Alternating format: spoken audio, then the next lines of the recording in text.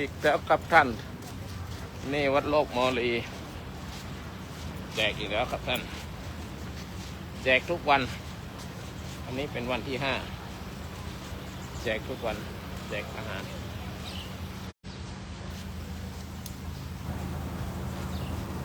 แจกทุกวัน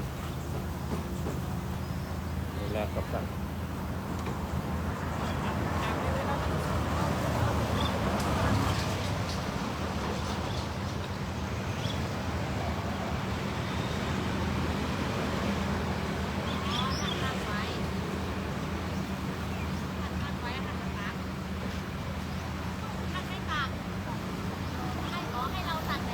ตักได้ตักได้ตักได้ตักเลยท่านบอกตักเลย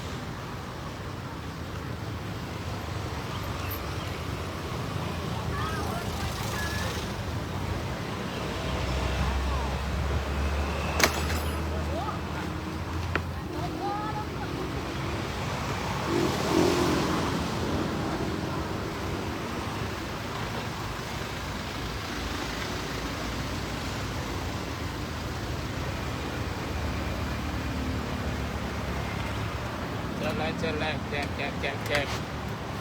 เราแจกนะครับแจกทุกวันแจกทุกวันท่านในสัปดาห์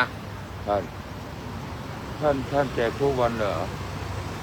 ไปเอาแจกทุกวันสัปดาห์มงคลนะสัปดาห์ส่งเสริม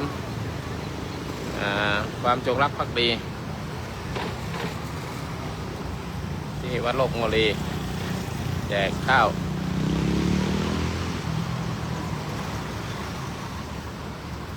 ตั้งแต่21ถึงวันที่28เราจะแจกทั้งวัน28เราแจกทั้งวัน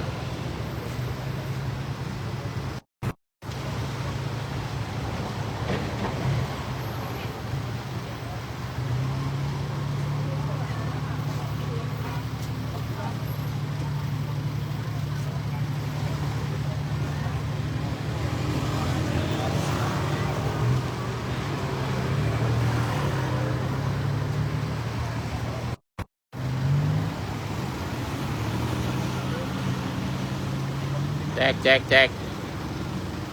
จกหน้าวัดทุกวัน21ถึง28แจกอาหารแจกทุกวันวัดโลกโมลีแจก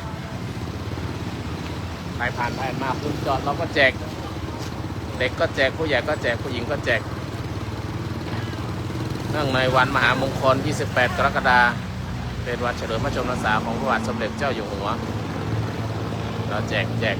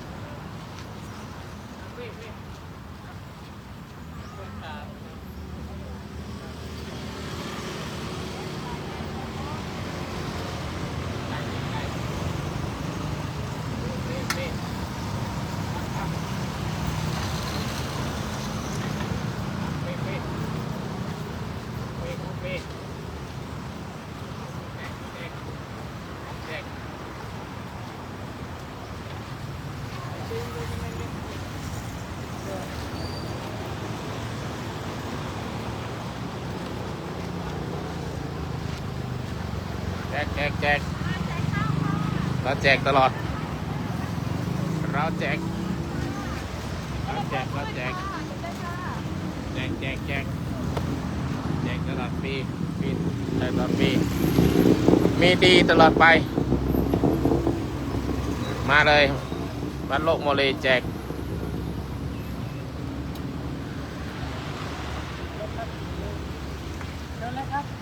แจกมาเลยแจกไม่คิดเงิน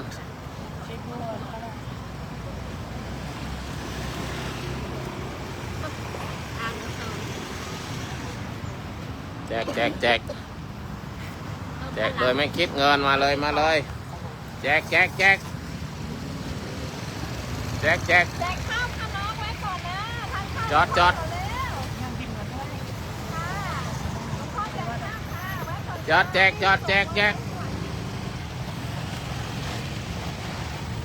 เลยค่ะ จอดแล้วก็แจกมาเลยนี่วัดโลกโมเลแจก21 ถึง 28แจกตลอด28แจกทั้งวัน28แจกทั้งวันเฉลิมพระชนมพรรษาของพระบาทสมเด็จเจ้าอยู่หัวรำลึกถึงพระมหากรุณาธิคุณของพระองค์ท่านแจกวรดามาชิมหน่อยไหมครับแจกแจกแจกแจกคนละถ้วยจ้ากินได้เลยจ้าคนละถ้วยแจกทั่วไทยแจกนั้นเกิดในหลวงแจกทุกวันพรุ่งนี้ก็แจก 28แจกทั้งวัน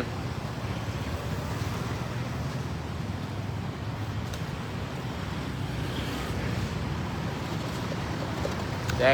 กคุณจอดเราก็แจกอร่อยไหมเห็นได้ไหมจะได้นะแจกไปรถจะเข้านี่ไปเอาเลย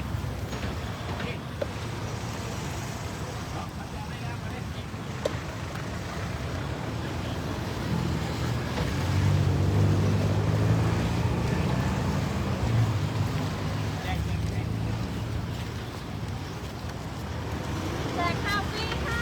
เอ็กซ์ตร้าตรงนี้เราฟรี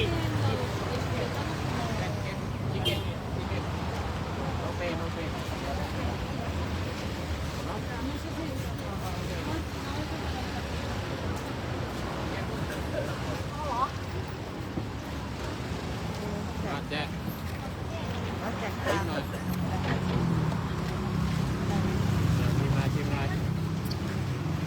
ชิมอร่อยไหม กินได้เลยจ้าคนละถ้วยจ้า ชิมแล้วจะติดใจ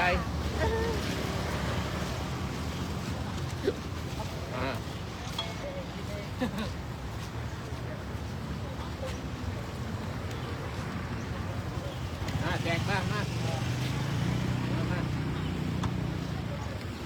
แจกเราแจกตลอดคำ eating no pay come no pay king birthday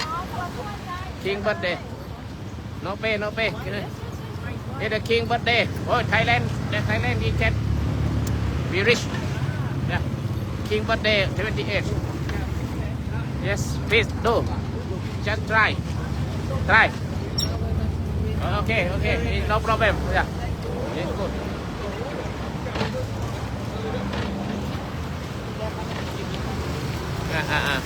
ดี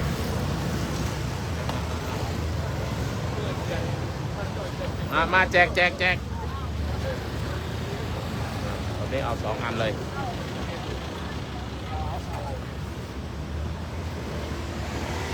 จ้าหยิบได้เลยจ้า แจก แจกข้าวนะพี่ แจก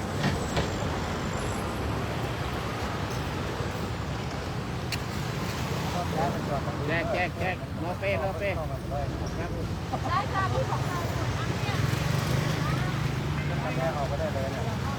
มาแจก น้อง องชิมหน่อย เขาเข้ามาไม่ได้แล้ว ได้เลยใช่ไหม หยิบเลยหยิบเลย ได้เลยค่ะคนละชามค่ะหยิบได้เลยค่ะหลวงพ่อแจกค่ะ หยิบเลยเอาไปชิมก่อนไปชิมก่อนมาแจกวันเกิดในหลวงวันเกิดในหลวงวันเกิดในหลวงคนละอันเดี๋ยวจะไม่หมดนะพอค่อยมาว่าใหม่แจกวันเกิดในหลวงวันเกิดพระเจ้าแผ่นดินเราแจกโอ้โหทุกคนสนใจย้ายเอาเลยโอ้ลองได้จิ้มแล้วจะติดใจโอ้ติดใจนะเดี๋ยวลองนี่ลองชิมจากการนี่ไม่เชื่อนะมาแจกมาเลยเก็ตโนเ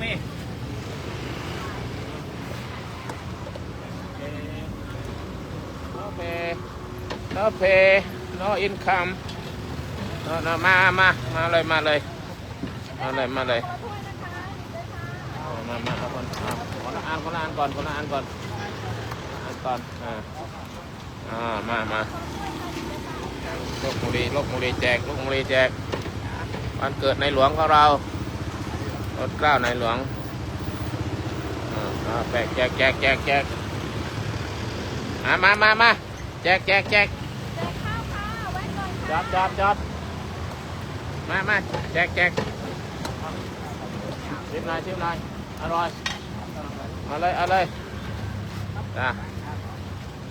โนเปคัมeating no pay chicken okay try enjoy ค่ะคนละถ้วยค่ะ มา no pay eating chicken ก็รีบกิน okay come inside เอาเลยอันไหนคนอ่านพอละเอาคนอ่านจะเอามันมาอยู่อย่างนี้วรดาสุภาวันเป็นไงพิมพ์อะไรมาหน่อยดิมาขายดีแจกมาแจกชิมก่อนจะรู้ว่าอร่อยหรือไม่อร่อยมากินแจกแจกอร่อยกว่าอร่อยดีแจกข้าวค่ะมาเอาเลยค่ะ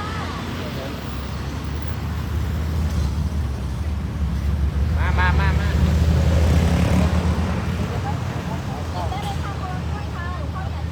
ได้เลยค่ะคนละถ้วยค่ะหลวงพ่อแจกข้าวค่ะ เด็กคนน้อยเดี๋ยวครับอ๋อนี่มาแจกโนเปอีติ้งชิมากัมอีติ้งโนเปเฮียเต็กวันชิมาเต็ก นี่หลบข้างหลังนี่1 2 3 เอาเลยหยิบเลย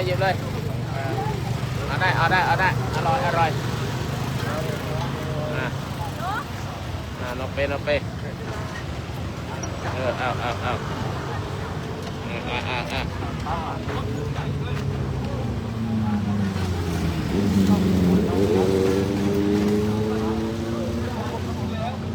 เอามา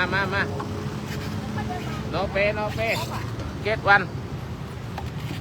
เดี๋ยวคว่ำนะรถแดง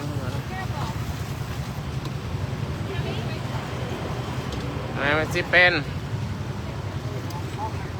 วรยาคำม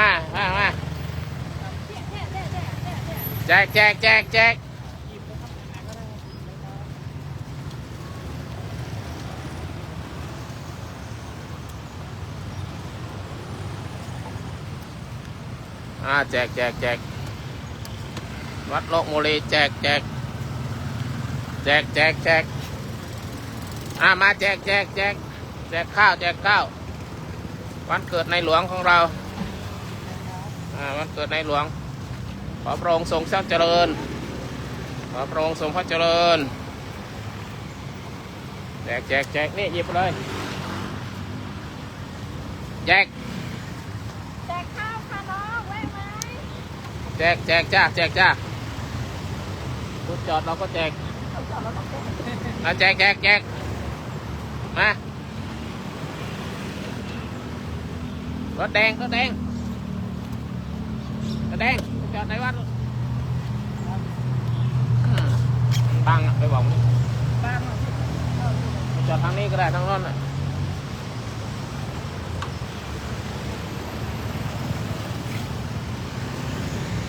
แจกแจก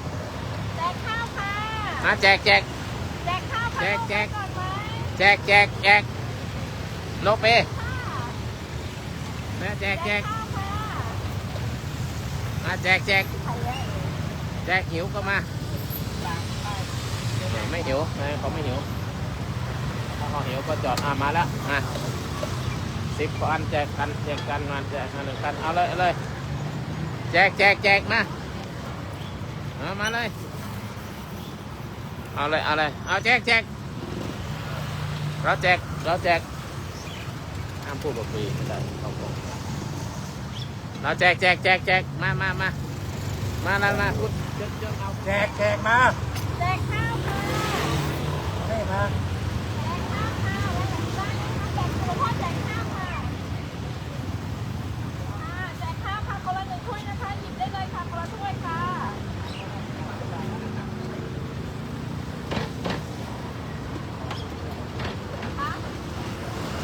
ให้เขามาเองค่ะอะไรยิ่งใหญ่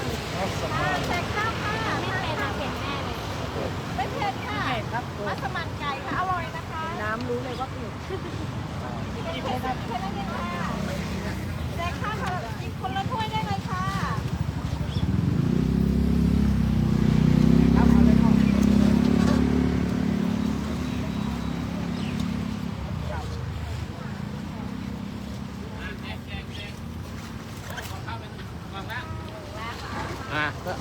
เด็กนักเรียนนักศึกษาเอาเลยแจกวันเกิดในหลวงเอาแจกมาวันเกิดในหลวง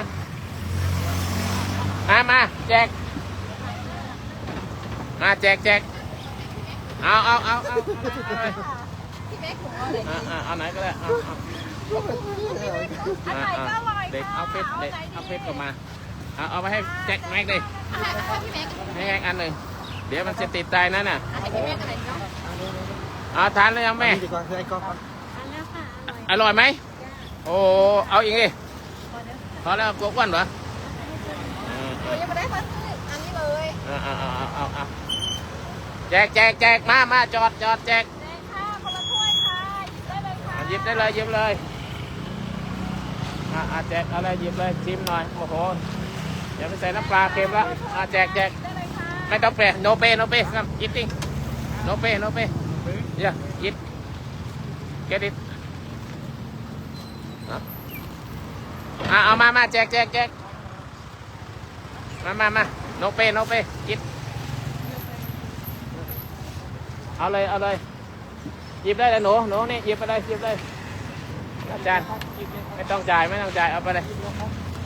วันเกิดในหลวง แจกค่ะ วันเกิดในหลวงเราเพื่อพ่อหลวงของเราเพื่อพระเจ้าแผ่นดินวันที่28แจกถึง28 แจกถึง28นะคะ แจกทั้งวันเลยแจกมานั่งกินอร่อยนะเดี๋ยวจะให้ลองชิมหน่อยได้เชื่อนั่นของรักษาหุ่นนะมาโอ้ฟักทองเต็มโอ้อย่างตั้งนักขึ้นจี้อย่างน้อย ลุงโดนเลยเป็นไงล่ะ มาแจกมาแจกชิมหน่อยไม่ต้องจ่ายอร่อยนะโอ้ยแล้วจะติดใจแล้วหนูจะติดใจหยิบเลยจับไว้แจกโนเปครับ eating no pay the king but today if you can get chicken you have to eat you no eat the entrance no entrance you not eat Never eat. No pay. A king birthday. Yeah, okay, okay. Enjoy.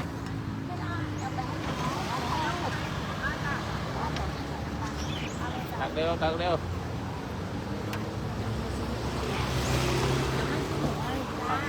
Mà.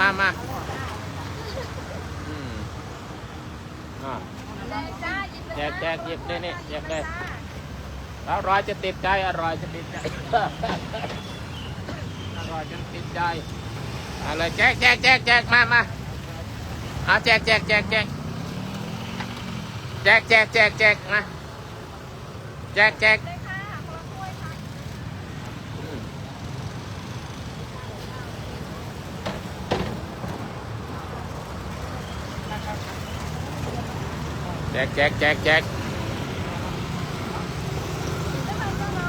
ยังเอาเลยจ้ะเราแจกไม่อั้นแจกทุกวันแจกไม่อั้นแจกทุกวันวันเกิดในหลวงเอาเลยจองมาชิมหน่อยไก่มัสมั่นอร่อยชิมแล้วจะติดใจลองชิมหน่อยดิEat it. No pay. Go. Yeah. Take it. Enjoy yourself. Okay. มาแจก หยิบได้เลยค่ะคนละอันค่ะหยิบได้เลยค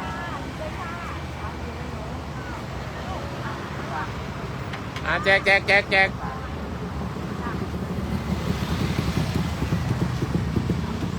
ผมจอดเราก็แจกลงมาหยิบเลยพี่ โอ้ยังไงอร่อยแจกโอ้โหเนี่ยคนสวยจะสวยคนไม่สวยก็แจกหมดเลยอร่อยไหมอ๋ออร่อยแจก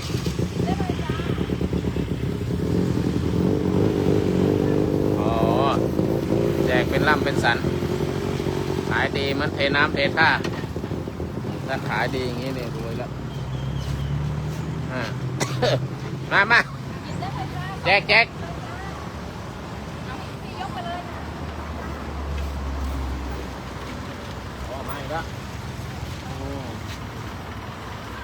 มาอร่อยไหมโอ้เยี่ยมมาอีกพวกนี้มาถึงที่28ไปแก่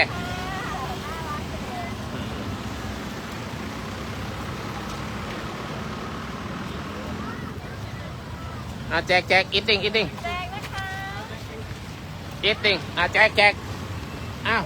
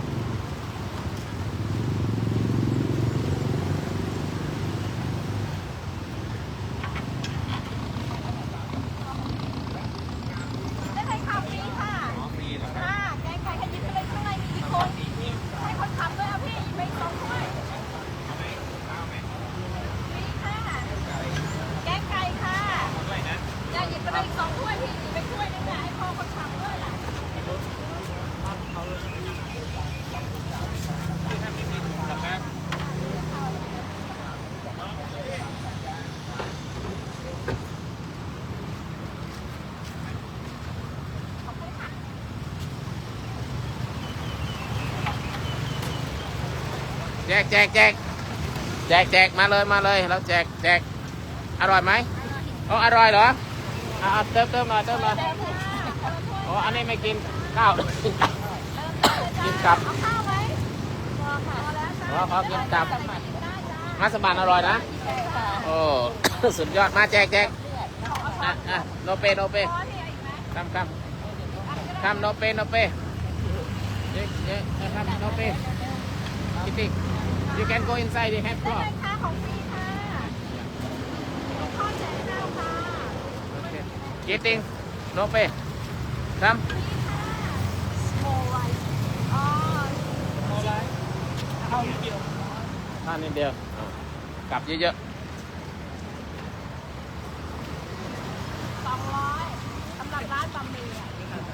Can keep inside.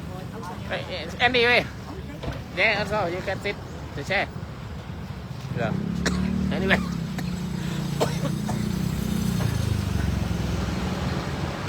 คนจีนก็ชอบ คนฝรั่งก็ชอบ คนไทยก็ชอบ มาแจกแจกมาแจกแจกแจก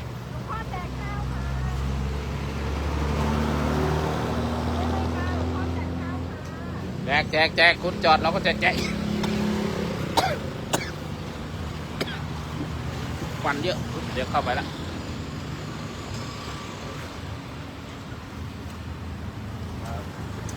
no pay eating eating no pay anymore you can eat the yeah chicken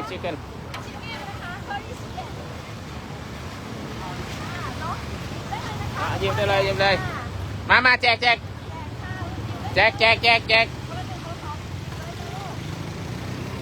เอาเลยแจกมา no pay eating no pay ครับtry ครับแจกมานะมา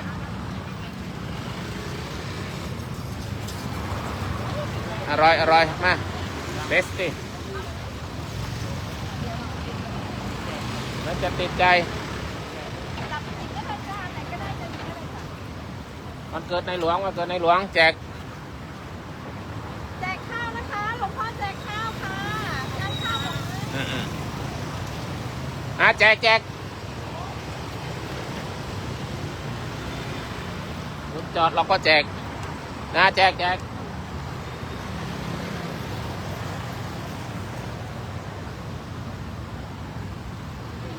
ฝรั่งมันเดินขึ้นเดินล่องทำไมแจก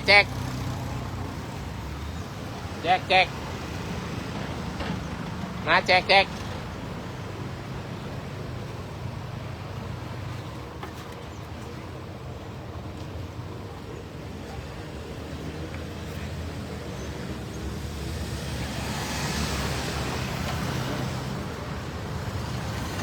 แม่ใส่หัวมันรูนั่นนะแจกมาเลยมาแจกวัดโลกโมลีแจกมาแจกอาหารแจกอาหารแจกอาหา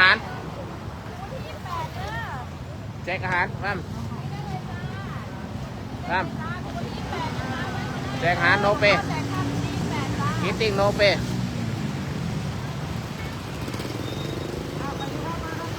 แจกอร่อยเทสตี้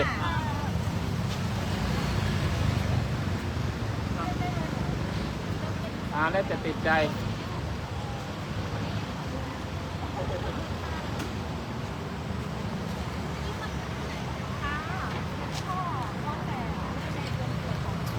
เนื่องในวันเฉลิมพระชนมพรรษาพระบาทสมเด็จเจ้าอยู่หัวเราก็แจกนะแจกชิมหน่อยอร่อยนะ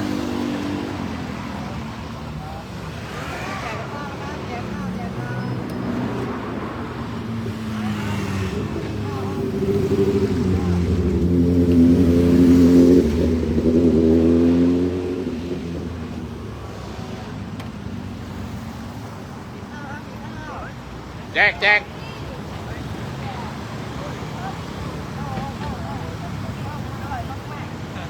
ขี่รถไวเอาหรอ how is it how is it โอเคซุปเปอร์อร่อยมากขนาดฝรั่งยังบอกอร่อยมากนะคุณเมซิเพนฝรั่งบอกอร่อยมากวะคุณเมชนกเมชนกไหนเนาะเมชนกแจกที่หน้าวัดโลกโมลีวันเกิดในหลวงของเราเกิดในของเราแจกนะแจกถึงวันที่28แจกทุกวันแจกมาแจกอาหารรถจอดเราก็แจกคุณไม่จอดเราก็ไม่แจกนะเราเล่นตัวค่ะคุณไม่จอดเราก็ไม่แจกให้คุณมาแจกอาหารแ จกอาหารทุกแจก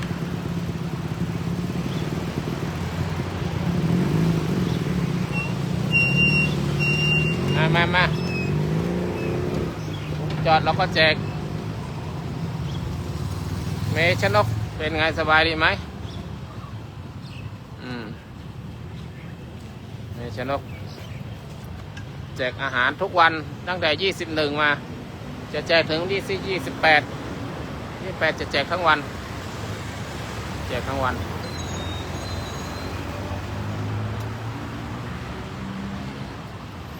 แจกแจกตลอดแจกวันเกิดในหลวงเราก็แจกข้าวแจกข้าวมาทานข้าวแจกข้าวช่วยน้ำหน่อยฮะเราได้กินข้าวก่อนแจกน้ำไหนเนี่ยน้ำนี่เหรออ๋อ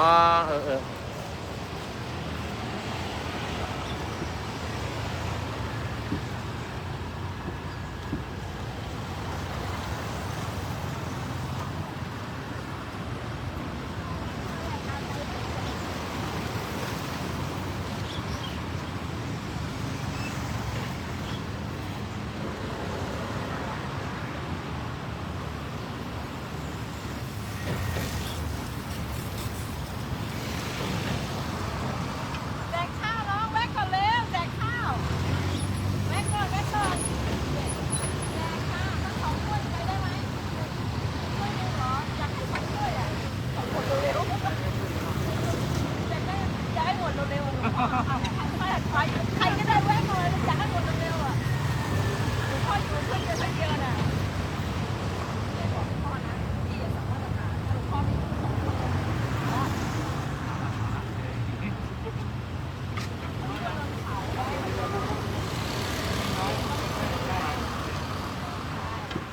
แล้วพ่อใส่ไอพอดแอปเปิลมา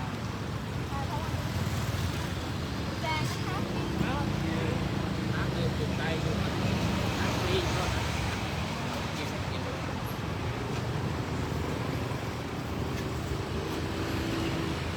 แจกเอาเลยแจกมีน้ำดื่มฟรีน้ำจากประปาอยู่ทางโน้นน้ำฟรีวันเกิดในหลวงเราแจกฟรีโอ้ไม่ใช่ฟรีแจกเฉยๆแจก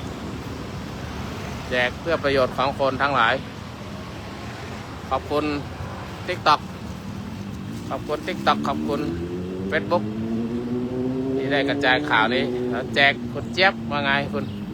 นายวีนี่ไม่ยอมมาวัดเลยนะเดี๋ยวนี้นะแจกฮิตติ้ง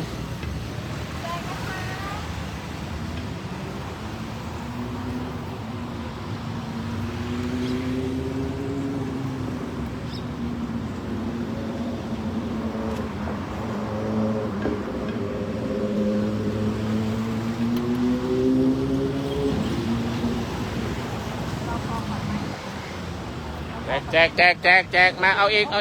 อร่อยไหม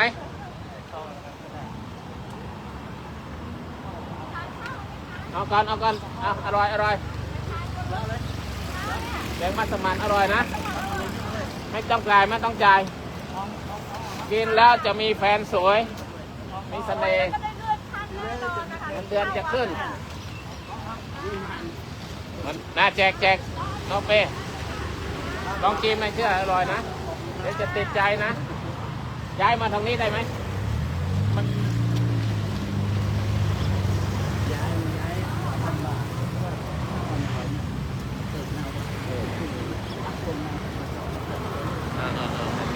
ถูกต้องมากินข้าวเขาไปกินด้วยเหรอจริง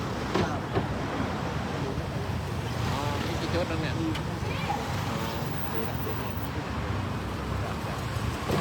แจกเขาเกิดในหลวงเกิดเกิดในหลวงได้ไหมจ้าหยิบได้เลยในหลวงของเราที่รักของเรามาดูน้ำน่ะเอามาทำความสะอาด กินก่อนกันกินก่อนกันกินเลยno pay eating no pay chicken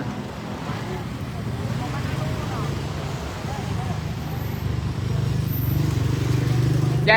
ก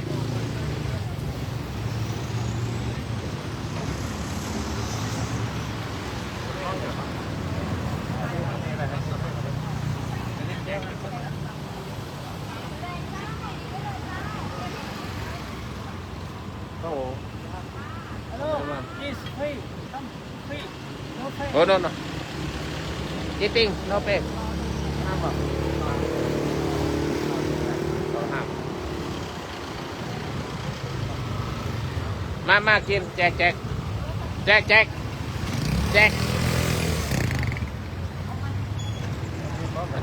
มาอร่อยไหมกินแล้วจะโชคดีมีเสน่ห์เอาอีกก็ได้แจกอาหารeating no pay eating no pay ไม่เอาไม่เป็นไรมาแจกกินแล้ว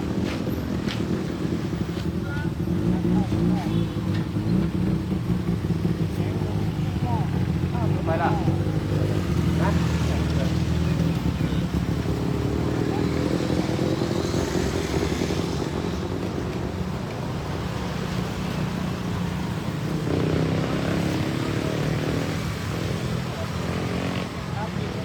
อะไรแจกมาแจก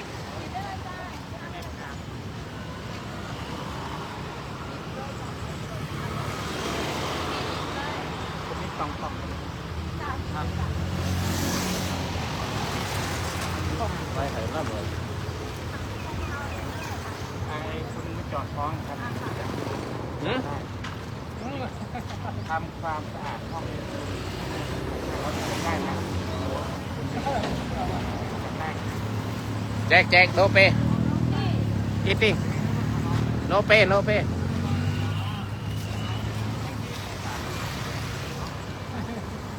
่นี่มันไปไข่ต้มเหรอ เขาบอกว่ามีคนเจาะท้องอ่ะหลวงพ่อ เขาไม่ใช่ไอ้โมที่เล่าเขานั่นน่ะ เออ พวกนี้ไม่มีบ้านอยู่เขานอนเดี๋ยวนี้ 5 คนครับ จ้างเขาได้ 5 คนครับ แจกเลย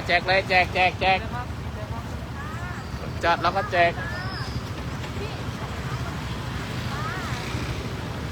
เอารถมาจอดตังเราเสียแล้วมาแจกมา ไอ้ออได้หมดครับเนาะ ได้หมดเลยเจ้า แจกมา ไปได้หมดไปหน้าไปหน้า มาแจกข้าวแล้วแจก JNP บัตตันเช็คคือวันโลกโมลีแจกวันเกิดในหลวงของเราแจกมาตั้งแต่21ถึง28แจกทั้งวันวันโลกโมลีนะแจกใครจะเรียนแบบก็ได้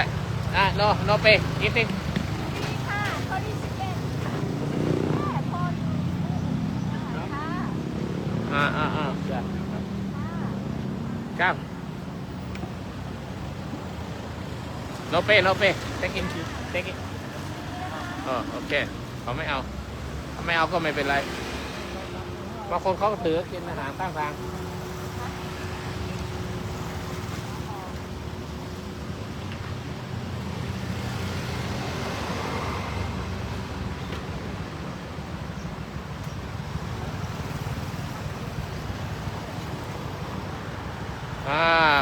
มา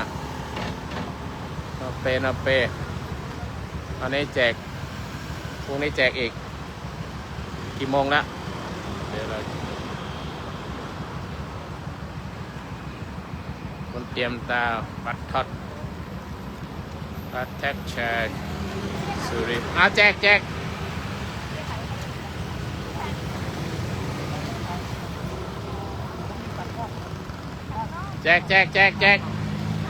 เอาเลยหยิบเลยอร่อยกินแล้วโชคดีกินติ้งลงไปเอากินก่อน น้องข้าวเลยจ้า เอาแจกไ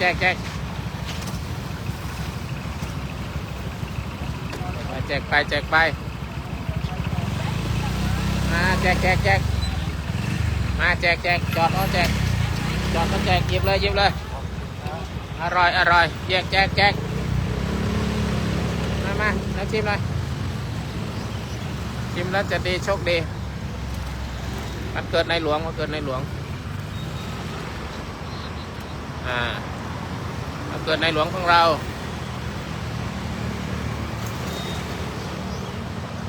มันเกิดในหลวงใครจะแจกก็แจกได้นะไม่สงวนลิขสิทธิ์มันเกิดในหลวงทำประโยชน์เพื่อประเทศชาติเพื่อจำลึกในบุญคุณมหากรุณาธิคุณของในหลวงแล้วก็แจกอาหารแจกทุกวันแจกคุณจอดเราก็แจกคุณไม่จอดเราก็ไม่แจกข้าวนั่นนายฟรีดูไหมนะห้ามพูดฟรีแจกแจกรถแดงจอดแล้วแจกเอาอะไรครับให้ลูกทานครับ ให้ลูกอีกนะเนี่ยเดี๋ยวนะก็ประหยัดเอาไปให้ลูกอีกนะ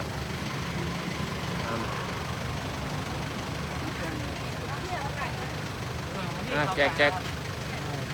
ข้างแจก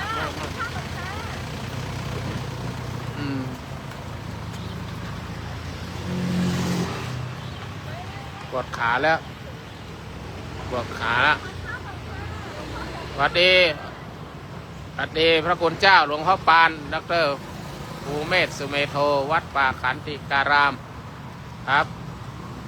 คนเตรียมตาเกินปัญญาแล้วชมอยู่คนบัดทัดเหรอคุณบรรทัดชัยสุริยาชัยสุดาวิรัต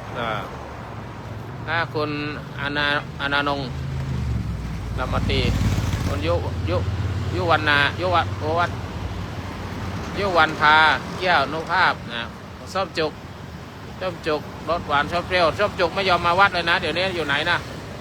พิมพ์มาหน่อยส้มจุกมาวัดหน่อย28มาช่วยกันแจกนะส้มจุกไม่เจอกันนานแล้วสวัสดี